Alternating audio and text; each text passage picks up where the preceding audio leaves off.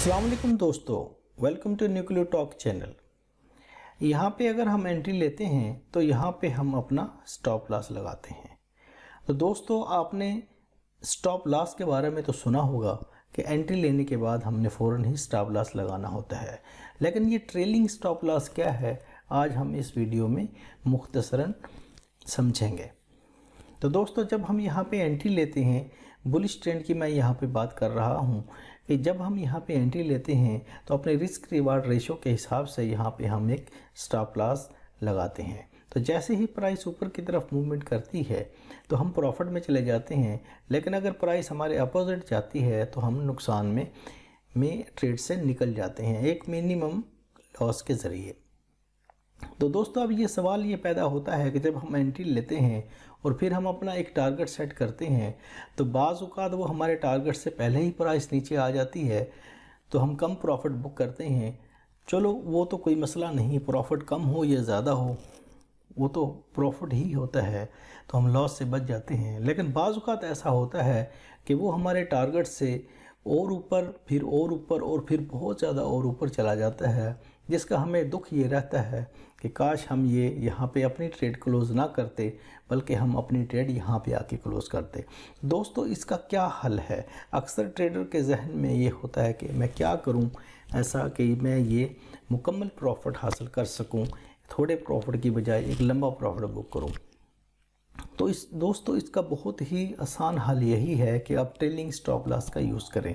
Trailing stop loss ये है कि जब आपकी प्राइस ऊपर की तरफ मूव करती है और फिर नीचे कुछ रिट्रेसमेंट लेके फिर दोबारा ऊपर की तरफ मूवमेंट करती है, तो आपने यहाँ पे एनालिसिस करना है कि यहाँ पे अगर यहाँ पे उसको सपोर्ट मिल रही है और आप ये समझते हैं कि यहाँ से प्राइस ऊपर की तरफ जाएगी, तो अपना ये वाला जो स्टॉप लॉस है ये आप उठाएंगे। फर्स्ट स्टेप के अंदर तो आप ये एंट्री प्राइस पे ले जाएंगे और दूसरे स्टेप के अंदर आप एंट्री प्राइस से उठा के इस लेवल पे लेके आएंगे, और फिर प्राइस अगर मज़ीद ऊपर की तरफ जाती है, फिर यहाँ पे सपोर्ट लेके वापस जाती है, तो फिर आप अपना ये स्टॉप लॉस उठा के यहाँ पे मूव कर लेंगे, यानी कि अपने स्टॉप लॉस को ट्रेल करेंगे। इस तरीके से आप ट्रेल करते जाएंगे और मैक्सिमम प्रॉफिट बुक करते जाएंगे। तो दोस्तों, ये है ट्रेलिंग स्टॉप लॉस। अब हम इसको समझेंगे कैंडल चार्ट पैटर्न के ऊपर कि ये कैसे काम करता है। तो यहाँ पे हम डिस्कस करेंगे कि ट्रेलिंग स्टॉप लॉस का बुलिश पैटर्न में हम कैसे यूज़ करेंगे।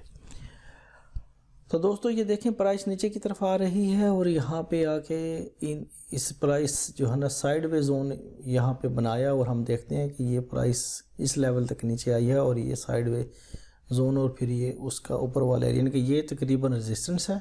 ये वाला एरिया, इसको हम कह सकते हैं कि ये रेजिस्टेंस है इसकी, और ये यहाँ पे ये सपोर्ट है। तो दोस्तों, अगर हम देखें तो ये वाली जो ग्रीन कैंडल है, ये वाली, तो इसने इस रेजिस्टेंस को ब्रेक करके हमें एक इंडिकेशन दे दी है कि प्राइस ने ऊपर की तरफ जाना है। तो हम नेक्स्ट कैंडल पे अगर हम एंट्री लें और इस ग्रीन कैंडल का जो लो है उस पे अगर हम स्टॉप लॉस लगाएं, तो फिर हम देखेंगे कि आगे प्राइस कैसे मूवमेंट करती है।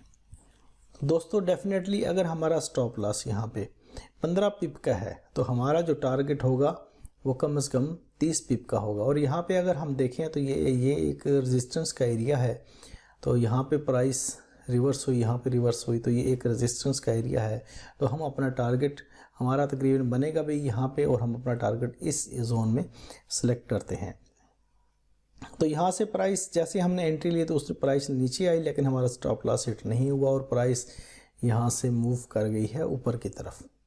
तो दोस्तों, यहाँ पे अगर हम देखें तो इस प्राइस ने हमारा जो टारगेट है वो हिट किया है, लेकिन यहाँ पे हम एक काम और कर सकते हैं कि जैसे ही ये प्राइस, हमारा टारगेट है 30 पिप, लेकिन जैसे ही ये प्राइस 15 पिप पे आती है, क्योंकि हमारा स्टॉप लॉस भी 15 पिप का है, तो हम अपना जो स्टॉप लॉस उठा के हमारा एंट्री प्राइस पे कर देंगे।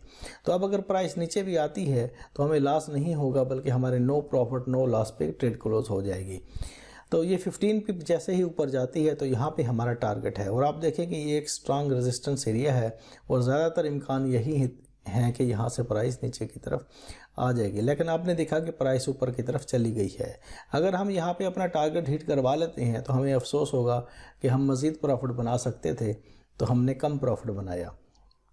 तो इसका बहुत ही आसान हल यही है कि अपना जब आपका जो स्टॉप लॉस है वो आप उठा के 15 पिप के ऊपर ले आएँ जब प्राइस आपके टारगेट की तरफ आती है। तो प्राइस अगर यहाँ से ऊपर की तरफ निकलती है तो फिर अपना स्टॉप लॉस 15 पिप से उठा के 30 पिप पे ले आएँ और इसको चलने दें। इसी तरह हर 15 पिप के बाद अपने स्टॉप लॉस को ऊपर की तरफ मूव करते रहें और ज़्यादा से ज़्यादा प्रॉफिट को कन्फर्म करते रहें।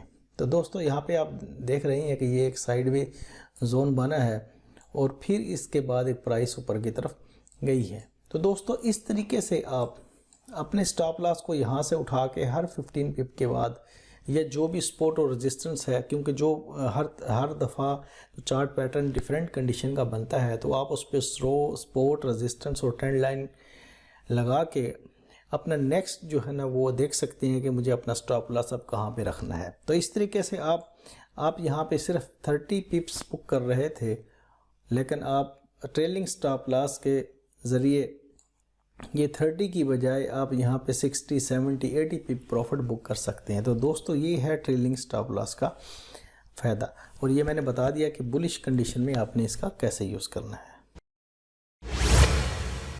तो दोस्तों अब हम आ गए हैं कैंडल चार्ट पैटर्न के ऊपर। तो यहाँ से हमने देखना है कि हमने ट्रेलिंग स्टॉप लॉस को कैसे यूज़ करना है। तो यहाँ पे अगर हम देखें तो इस चार्ट पैटर्न पे बाय चांस ये डबल टॉप बन रहा है, डबल टॉप और फिर ये एक नेक लाइन है, ठीक है। तो हमने पिछली वीडियो में देखा था कि डबल चार्ट पैटर्न कैसे काम करता है कि प्राइस एक टॉप को टच करके नीचे आती है और फिर दूसरे टॉप को, और फिर ये वाली जो जगह ये नेक लाइन।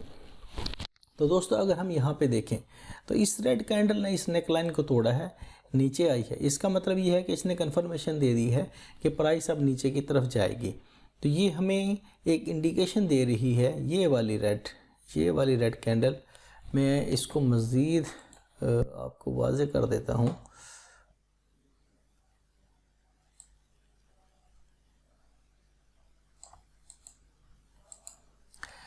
इस वाली रेड कैंडल ने हमें कन्फर्मेशन दी कि आप नीचे सेल की एंट्री ले लें। तो डेफिनेटली इससे नेक्स्ट कैंडल पे हमने यहाँ पे जो है ना एंट्री ली है, और इसका जो स्टॉप लॉस होगा इस रेड कैंडल का जो टॉप होगा उस पे हमने इसका स्टॉप लॉस लगा दिया। तो डेफिनेटली हमारा जो टारगेट होगा वो हमारे स्टॉप लॉस थे कम से कम 1:2 या 1:3 होगा। तो दोस्तों फॉर एग्जांपल अगर हमारा यहाँ पे स्टॉप लॉस हमारा 5 पिप का है या 10 पिप लगा लें, चलो आसानी से समझने के लिए 10 पिप का जो है ना हमारा स्टॉप लॉस है, ठीक है। तो डेफिनेटली हमारा जो टारगेट होगा वो मिनिमम 20 पिप का होगा। तो दोस्तों जैसे ही प्राइस नीचे आई है और ये 10 पिप तक आती है, आपकी एंट्री से नीचे 10 पिप आती है, इसका मतलब ये है क्योंकि ये आपने सेल की ट्रेड ओपन की है, तो डेफिनेटली जब प्राइस नीचे जाएगी तो आपको प्रॉफिट होगा। तो जैसे ही 10 पिप प्राइस नीचे आई तो आप अपना स्टॉप लॉस वहाँ से उठा के एंट्री प्राइस के ऊपर ले आएंगे। इसका मतलब ये हुआ कि अब अगर प्राइस वापस आती है और आपके स्टॉप लॉस को हिट कर देती है तो आपको कोई प्रॉफिट या नुकसान नहीं होगा। तो बहुत अच्छी बात ये होगी कि नुकसान नहीं होगा। तो प्रॉफिट अगर ना भी हो तो एटलीस्ट नुकसान नहीं होना चाहिए।